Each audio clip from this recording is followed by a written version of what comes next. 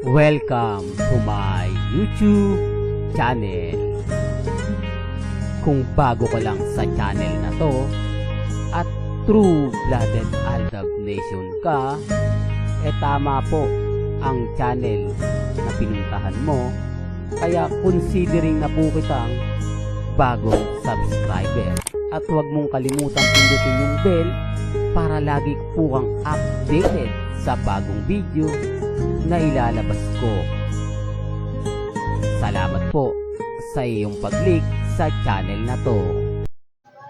Welcome back mga kaaldab. Ito na naman po ang inyong lingkod, si Mr. Destiny. At syempre magbibigay tayo ng pinakamagandang update po ngayon sa social media. May latest post daw po si Mrs. Polkerson. Syempre, agad-agad po nating hinanap yan. Kumbaga, sabi ko nga po sa inyo, kapag may nakuha akong update, kung meron mang pinost si Mengay na hindi natin namalayan, o may mga pahiwatig sa kanyang social media account, tinitignan natin. Yung nakita nyo naman pong video sa unahan, hindi naman po yun literal na post ni Mengay. Di po ba? Ibang tao lang po yung nag-post noon at sinasabi nga pong post ni Mrs. Polkerson. Ito na naman po tayo. Mga update na wala naman pong katotohanan. Mga post na talaga naman pong sinasabi nila. Kasi nire-repost lang po nila. Halimbawa, pinost siya ni Mengay. O nire-post. Tapos papakita, sasabihin pinost. Hindi nila alam na tinwits lang yun ni Mengay. Di po ba? Kaya tapos ginagawa na po nila ng kwento, ginagawa na po nila ng issue. Di po ba? Kasi mga update ni Alden ngayon, ramdam mo. At syempre madali pong makita at malaman. Kasi wala po si Mama Tin eh. Alam mo na hindi talaga umuubra yung mga update. Kasi pag si Alden nag-post na andyan si Mengay, ramdam mo eh. Di po ba? Na magaganti si Maine.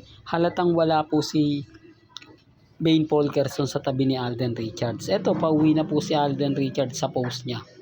Patunay lang po yan mga kaaldab na ina-update niya yung mga bagay-bagay na nakakatuwa.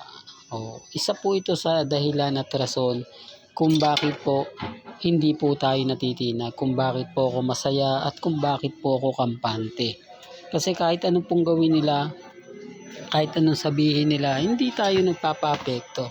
Hindi ako nagpapadala. Hindi po ba? Hindi rin to mga kaaldab. Kaya nga sabi ko sa inyo, si Mr. Destiny kampante lang. Si Mr. Destiny hindi nagpapadala sa mga bati-batikos. Hindi tayo naniniwala sa mga sinasabi ng iba. Binabasag natin agad-agad. Hindi po ba? Kaya nga sabi ko sa inyo, kung gusto nyo lang po ng update ng ganap, pupunta lang po kayo.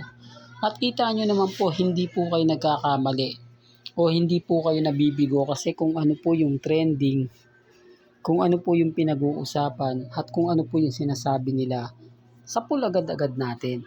Hindi na po sila makakaporma pa. Lahat ng sinabi nila taliwas sa mga pahayag ng iilan. Kaya sabi ko sa inyo ako, mga kaaldab, kampante po ako. Kahit po kasi balik-balik rin natin ang sitwasyon, kahit sabihin natin na ganito ganyan, wala eh. Sila pa rin yung talo. Sila pa rin po yung kumbaga hindi yung tipong hindi makagawa ng mga istorya na malala. Nababasag po natin eh. Gaya po ngayon wala na naman si Maine. Di po ba tama yung sinasabi ko na kapag wala si Mengay, wala rin si Mama Tin? Issue na naman yan, Mr. Destiny. Alam mo kung iya ka binabash eh. Kaya ka lagi na pag-uusapan.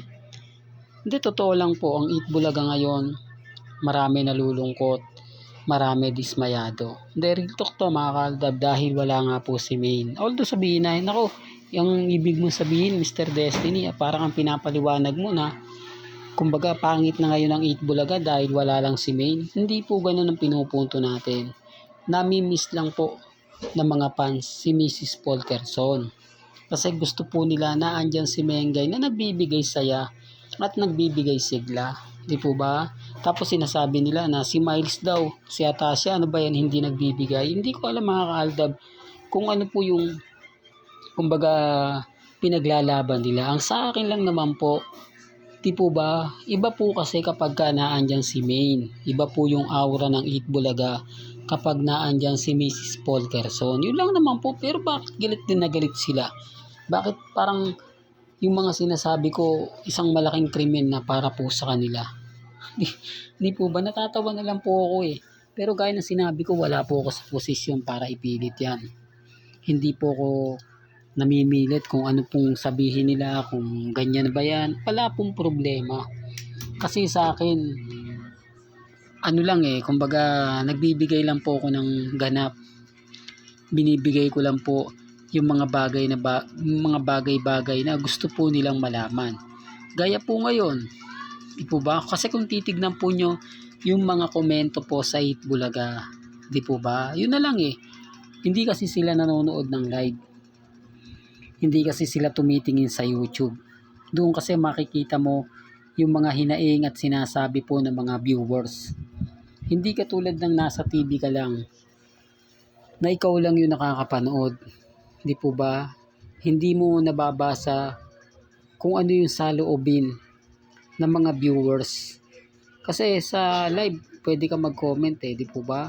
Pwede mong sabihin, ipaliwanag kung bakit namimiss mo si Maine, kung bakit bagsak ang ratings ng Eat Bulaga, kung ano na nga po ba yung kahihinat na nito, tapos yung sama ng loob ng mga Maine fanatics, wala man lang daw pong update kay Maine, hindi man lang daw po nagpaparamdam, wala man lang daw po sinasabi sina Henyo Master Joey De Leon, Bossing Big Soto, Alan Kay, Paulo, Jose, Wally, yung tipong nag-aantay ka na i-anunsyo nila na si Mengay po bukas magbabalik na, si Mengay po sa susunod na Lunes makakasama na natin dahil tapos na yung bakasyon niya. Tapos sasabihin nila si Mengay nagganto ganyan, get back, sabi niya balikan na Mengay, namimiss ka namin. Yung tipong kahit pa paano mababanggit yung pangalan ni Mengay. Di po ba? Yun lang naman po yung hinahanap din ng mga ilang Maine fanatics. At syempre yung Armin, wala naman po talagang Armin. Hindi nga sila binibigyan ng update ni Congressman Arjo.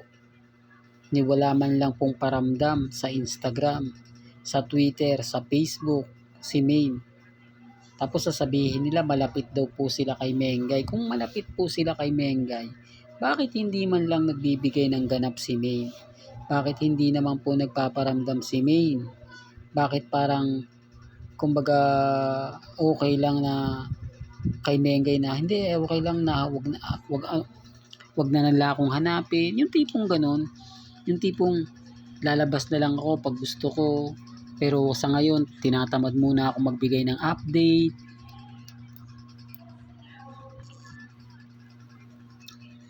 Hayaan ko muna si Alden Richards na pagpiestahan nila. Hindi po ba? Yung tipong ganon, yung tipong si Alden Richards lang ang pinakamaraming update ngayon. Sa Instagram, sa Twitter, sa Facebook. Yung tipong ramdam mo. Di po ba? Bukod sa Honda, sa Bench, di po ba? Sa Cebuana, sa BDO. Grabe yung endorsement ni Alden. Ang dami talagang bumabaha po, di po ba? Kaya nga sabi ko sa inyo para lang hindi mapag-usapan si Maine at si Alden lang at kay Alden lang sila nakapokus. Ito lang po talaga, kumbaga tahimik talaga. Di po ba? Hindi, real talk to mga kaldab. Pasensya na po kayo kung bakit ko sinasabi yan. Para lang malinaw. Para lang klaro. Para po yung mga dadaan at bibisita po sa channel ni Mr. Destiny, maintindihan po nila at maunawaan na kapag wala si Alden o si Mama Ten, syempre hindi rin magpapakita si Mengay. Oops, issue na naman yan, Mr. Destiny. Well, hanggang dito na lang po ang ating latest updates. Kaya kung gusto nyo pa po ng pinaka-latest at sariwang update, abay tumutok lang po kayo dito po sa channel ni Mr. Destiny para updated po kayo sa mga bago at sa mga latest na i-upload po natin maya-maya lang. Kaya kung bago ka lang sa channel na to at isa kang true-blooded Aldab Nation, na nagmamahal kina Mengay at Tisoy, tama po ang channel na pinuntahan mo, kaya consider na po kitang bagong subscriber. At huwag mong kalimutang i-share ang mga video po natin sa mga mami, sa mga titas, at sa mga senyor. Hanggang sa muli, salamat po sa panonood at pakikinig.